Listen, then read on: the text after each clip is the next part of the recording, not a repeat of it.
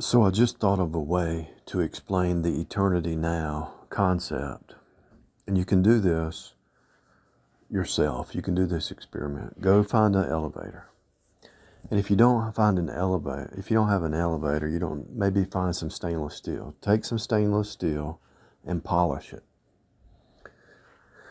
Go to an elevator or take some stainless steel and polish it. So you polish the stainless steel so it has a reflection. So stand in front of it or hold an object in front of it. Now, take that object or your hand and stretch it in front of you. As you look at the stainless steel, move the object forward and back. So you could stand there and move the object behind you or move it in front of you. So when you move the object behind you and you're looking at the stainless steel, you see yourself more than the object. But you can still see the object in the distance. As you take that object and you push it closer to the stainless steel, you could actually see it more clear.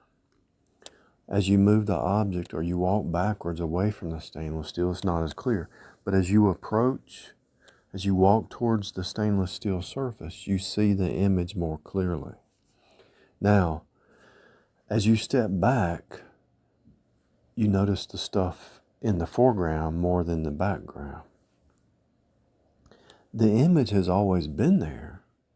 So imagine the image. So imagine you're in the elevator and you got something on the wall that far away. And you're standing in the elevator and you see yourself. But if you stretch your gaze, you can actually see that object on the back wall. It's there. But you don't really notice it because you're standing there, you just see yourself in that elevator door, right?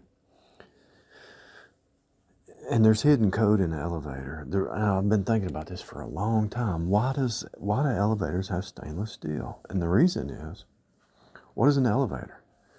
It elevates you. The letter E is spirit. You're going up, right? Elevator, elephant, ethereal. And so you're going up. And as you approach and you walk through that door, you see yourself more clearly. And so as you go up or elevate, you start to see things more clearly. So you're standing in the elevator. You can see your image, but as you approach that stainless steel surface, the image becomes more clear. But was the image all there the whole time before you approached the elevator surface, the stainless steel? Yeah, the image has always been there. It's just been more clear. So that's the way it is on the eternity mindset. The image is there, just like now. We see through, the Bible says we see through a glass dimly, but then face to face. When you step into your new body, when you get raptured or translated or whatever you want to call it, you change bodies, but it's still the same story, the story of the cross. So the images that you're looking at in your daily routine, they are types and shadows of the true image that's already there. So there's a true image that we're all following whether we know it or not. Now we can follow that image in type and shadow, or we can follow that image in antitype. But as we approach that surface, that face-to-face surface, the image becomes more clear. You can use the word mirror. So you can look, so you stand in front of a mirror. Let's say you're 6 feet away from a mirror and you got some kind of object in your hand with some writing. As you approach the mirror, the writing on that object becomes more clear. The object itself becomes more clear. But as you step back from the mirror, it's there, you just can't see the details as much. So the more you approach the spirit mind, the more you study the image, the eternal image, the more you actually can see it right here, right now. The same truth, the same storyline, the same story is playing out in 2D, 3D, 5D, eternity, time, now, day by day. And so when you approach that source code image and you meditate on that, you don't even have to be close to the mirror. You already know what's in the mirror. In other words, that object that you're holding in your hand, you turn it around and you look at it. And then you turn around and let it face the mirror. You know the image. You don't even have to approach the mirror per se, because you already know it. So the reason that time doesn't exist is because each moment is a mirror image of that eternal truth. The Logos, the Lamb slain, the flesh versus the spirit, what he did at the cross. So everything at the cross is happening now. And so when you break reality down to its roots, the cut, turn, union, flow, the death, burial, resurrection, faith and love and truth, when you break it down to its roots, no matter if you're driving your car, at work, talking to somebody, on the phone, texting, whatever, the same truth in eternity is happening right now. What is really the ultimate truth? It's connection. God is connecting mankind back to himself through Jesus. There's a mediator. Jesus is the mediator, the God-man. There's only one mediator between God and man, the Lord Jesus Christ. So there's a connection there. So what is the overarching pattern in reality? It's connections. To make a phone call, you got to make a connection. To walk, your feet have to connect to the floor. To type, your finger has to connect to the keyboard. To look at something on a screen, your eyes have to connect with that screen. For you to hear me, my words have to connect to your ears, your ear gate, your understanding. For you to get nourishment from the food, you have to chew it as connect. And then they'll say, well, nothing really touches anything. Yeah, but that's true in a way. But there is a connection. There's always a thread and a connect. Two threads might not really touch each other because there's empty space in the atoms, but the two threads are threaded together. So they're connected through a thread. So when you gaze upon something, you connect. When you hear something, you connect. When you speak something, you connect. When you eat something, there's an inner meshing. There's a connection. With this knowledge, what I'm just saying, you could probably learn how to be healthy, because the food that goes into your body, it doesn't really, there's really no touch in there, but it's an intertwining, a connection in sense that everything is wrapped like a spiral together, like a piece of fabric.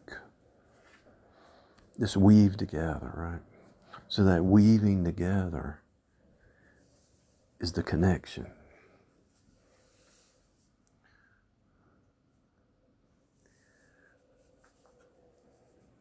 And so if you take it all the way back to its root, there's one mediator between God and man, Lord Jesus Christ. And you look at a marriage, two become one. You look at God and man become one through Jesus.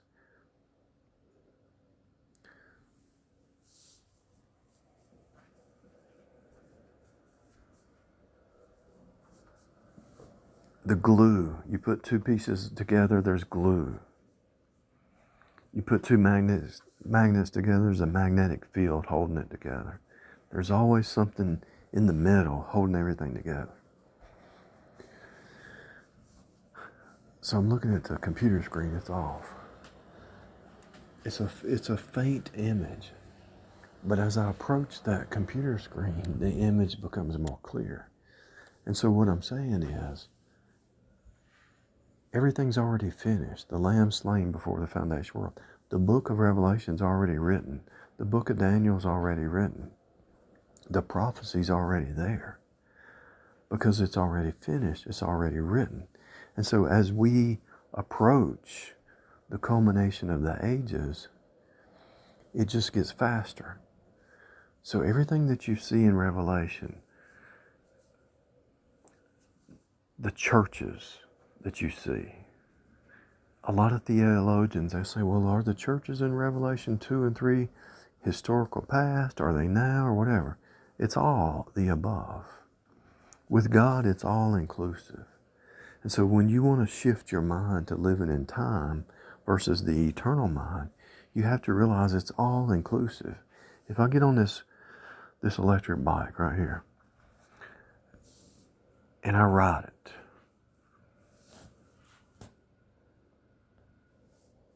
there were bikes a long time ago. But the bicycle itself, the concept, has already been here since the beginning of time. The chariots, the visions that the elect saints of old saw, they would see these chariot wheels in the sky. They would have these visions of chariots and wheels because it already was. The bicycle, even though I have it in my hand now, I can touch this bicycle right now. It already was. It might not have been exactly, but actually this bicycle is just a faint image of our true transportation in the heavenlies. There's going to be creatures, the wheel within the wheel, in the book of Ezekiel, the wheel within the wheel. There's going to be ships and transportation devices that are going to blow your mind, that makes this bicycle look like a joke. But the bicycle has two wheels, right? And so the wheel within the wheel is two wheels. That's in the book of Ezekiel. It already has been. We're just seeing the distant image.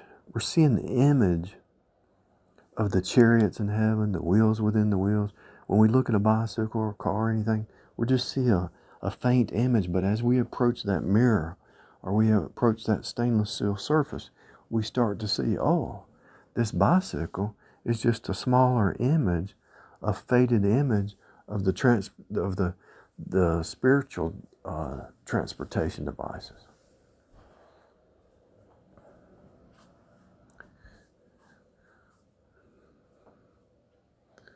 There's devices, and I don't even want to call them devices, in the spirit realm that man hadn't even thought of, but everything that man creates, all the devices in the 3D mechanical realm that man creates, is just a type and a shadow, an image of the unseen, because man can't think outside of God. So everything that man creates is just an image or a foreshadow of stuff that's going to be revealed that's already there. But man just hasn't discovered it yet. So Revelation is revealing. Revelation is man discovering. God is revealing. The dispensations are God dispensing new ideas and new concepts. And when man lives for 1,000 years in Revelation, why? Because man is learning that sugar's bad for you. You need to sleep right. You need to exercise. Your microbiome. Do you realize they've only started studying microbiome in the last 5 years, but it's becoming a big thing? Why is it becoming a big thing? Because these deeper truths, these deeper concepts are being revealed to man over time. He wasn't ready for it. Mankind is not ready for some of these things. It has to be revealed. It has to be uncovered. It has to be discovered. And so as we approach Revelation, the image is already there. The transportation devices that we don't even know about, well, we do know about the wheel within the wheel. those devices, I don't even want to call them devices, those spiritual vehicles already exist, and we see in the image, and when we look at a bicycle, but it's just a faint image because the culmination hadn't happened yet. So everything in your life is that way.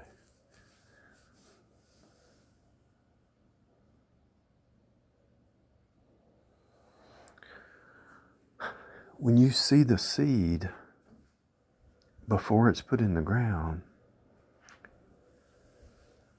it's already, the seed is within the seed. The watermelon's already there. It's inside the seed.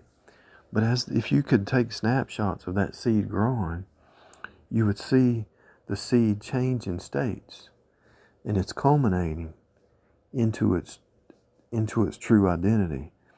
So what's happening with the earth? The image is already there. Let's call heaven like a watermelon. But here on earth, we're only seeing different stages of that seed developing. And as we approach the full watermelon image, we start to see the patterns more and more. It's exponentially revealing itself. This is why the Apostle Paul said, this explains everything. This is why the Apostle Paul said, hey, as we see the day approaching, men will be lovers of self, this will happen, disobedience to parents. We will see all these things happening more and more and more and faster, and technology increasing. Why? Because that image is getting closer and closer. And so all the devices and inventions of man has to point back to source. And this is why the Logos, Jesus, the Bible is, even though they try to hide it, they use it. It's so funny. They have to use it. They try to hide it, but they use it. And you listen to enough people, they know, the unsaved know the Bible. The unsaved magician priest class know the Bible better than most Christians. The Catholic that are not born again, they know the Bible better than most saved people. Saved people are born again, and they can rightly divide it, the ones that know it, but they study it for technology, and they know what's going on. They just hate God. They're rebelling against God. So in conclusion, do this experiment. Put a mirror 20 feet out in front of you and stand in front of it. The image is complete. It's done. It's finished. It's done. Everything's written. Everything's complete. The same storyline. All the story's been written. Walk towards the image. Because 20 feet, you can't see the image clearly. But as you walk towards the image and you get face to face with that image, you can see the details. Now, you can do that now by breaking things into part. Just like you rightly divide the word of truth, you can rightly divide reality. Rightly divide the colors, the shapes, the phonics, the cognates, the words, the letters. And the more you rightly divide 3D, the more you approach that image, and you see the same image that's in Revelation is right now. So when you look at the 666, when you look at anything in Revelation, it's happening now, but it's not full potential at the moment. And the reason is because the church is like an intermission. The age of grace is like an intermission. People are getting saved, and until he who letteth be taken out of the way. The church is restraining the evil one. There's many antichrists. They're always on the scene waiting to be revealed. But until the church is caught up, the antichrist can't be revealed. So as you approach that mirror in knowledge and understanding, in whatever way you want to say, the image is already there. And so you're standing there looking at the mirror, but you're still in 3D. You're not in your spiritual body yet, but you have the spirit mind. And you say, oh, it's happening now. Well, how come I don't see? Because it's not to its full culmination. In other words, it's kind of like a CAD program. You draw the image on the computer or a CAD machine, and you can do a 3D view of it. You draw the wheels and the hood and the car, and you can rotate the image around, but the image hasn't manifested in 3D yet. It's still on a 2D computer, but you already see the image. It just hasn't appeared yet. But you already see the image. And so every day you see that same image. Why does Wile E. Coyote always lose? Why is it that Roadrunner always wins? Because it's an image. That cartoon is an image of the believers walking by faith. That cartoon shows you the unsaved walking in the flesh, and they are their own worst enemy. That cartoon reveals to you that Roadrunner's just being in Christ. You just are inside. Your identity's in Jesus. It's over. It's finished. Roadrunner is way faster than Wile E. Coyote. Even when Wile E. Coyote buys this equipment, right? The energy of the flesh always fails. And so when you pay attention to the principles you might say, well, who wrote that cartoon?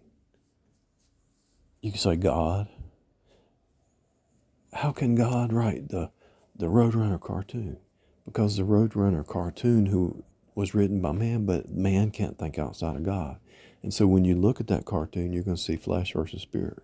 You're going to look at somebody with peace and somebody with no peace. Roadrunner has peace. Wile E. Coyote has no peace. Wile E. Coyote was a vampire, a narcissistic, psychopathic vampire who always is destroying himself, stuck in time, stuck in a repeat. And Roadrunner's over there just chilling. What is the seed? The seed represents the seed of the word. The Roadrunner's eating seed. What's Wile E. Coyote's focus? Acme Tools, ACME. AC is the sine wave or the snake. ME is me.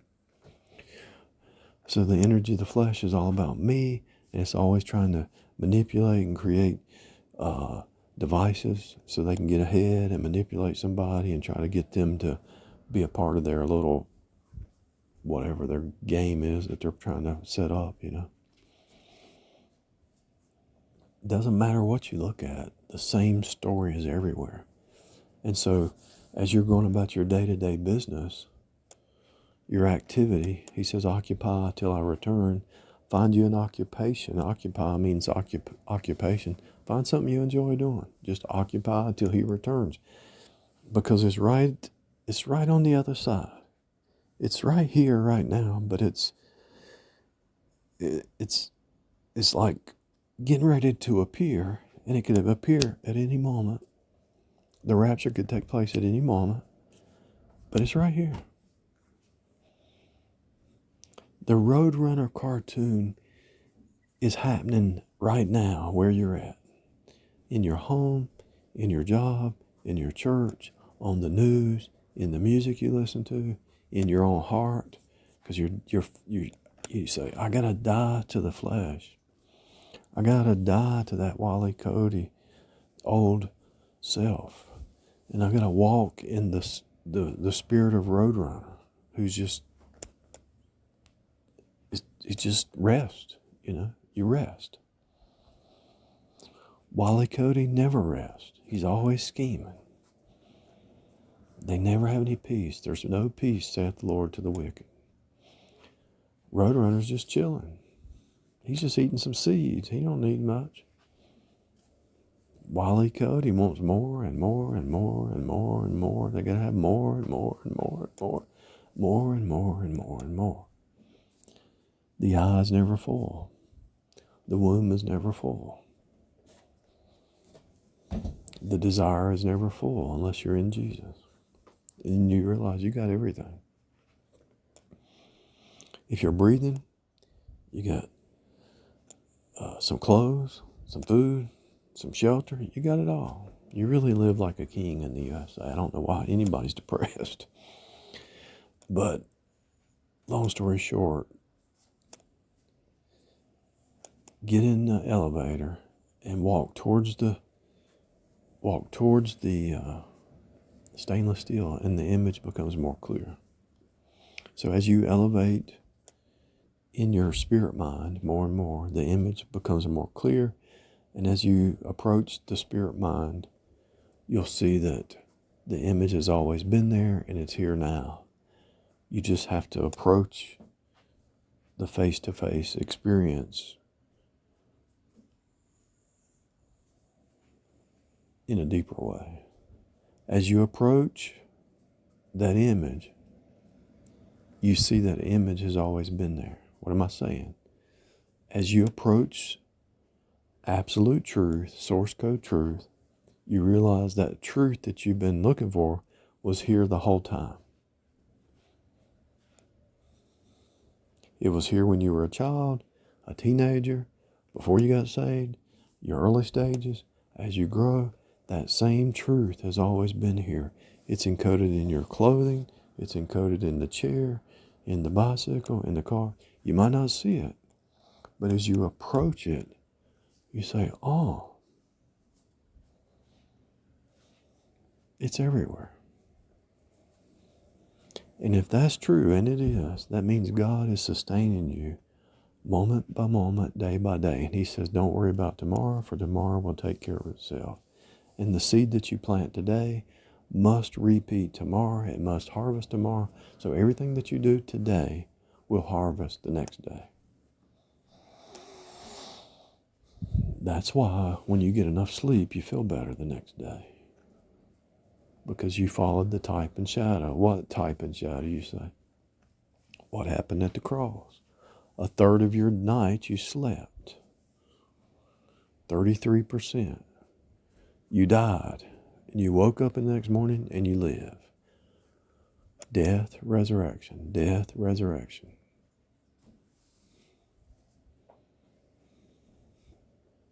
"66% of your day you're awake. 66 books in the Bible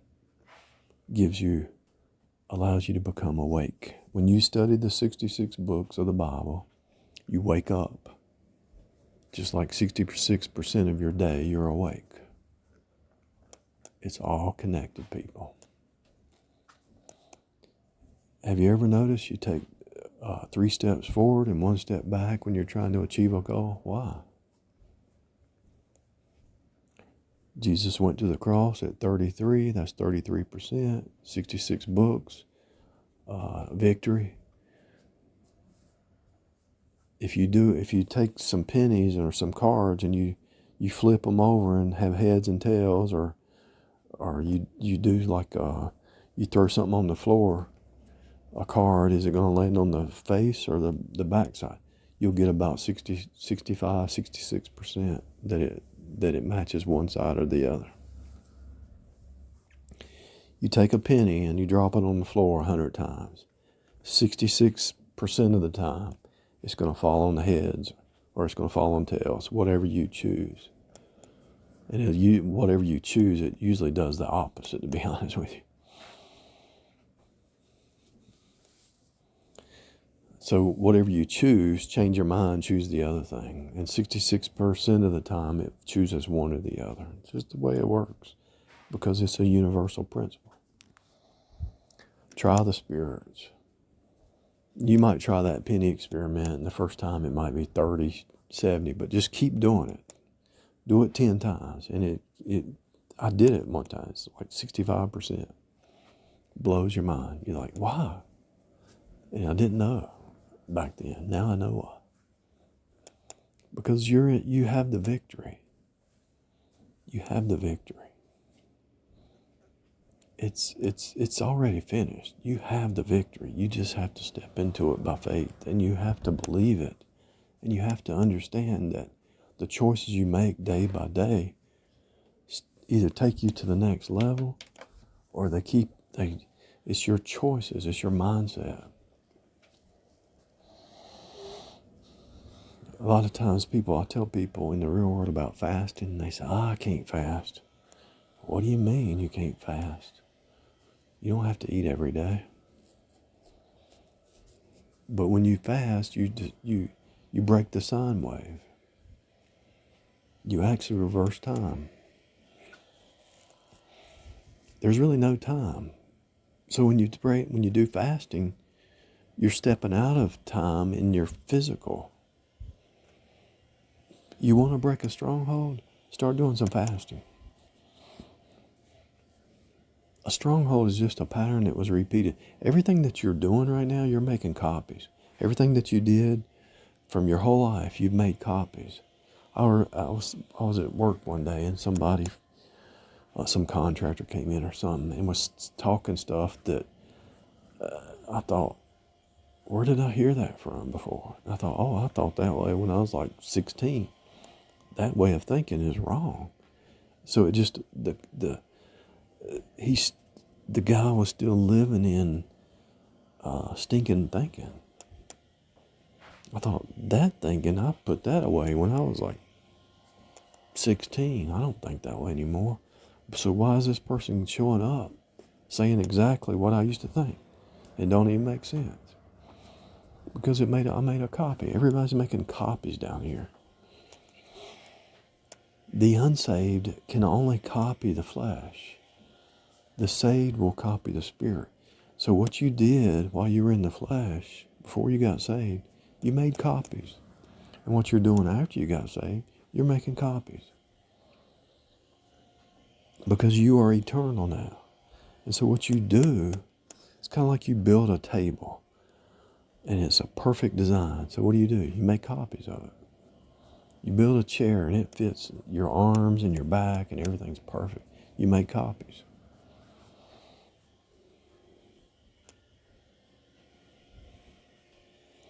It's a copy machine. Why is it a copy machine? Because God is making copies of Jesus. When we see him, we'll be like him. And right now, we see through a glass dimly, but then face to face. So you can actually become a copy now by gazing upon, meditating upon his words, his thoughts, the way God thinks, the whole purpose of even being here. You know?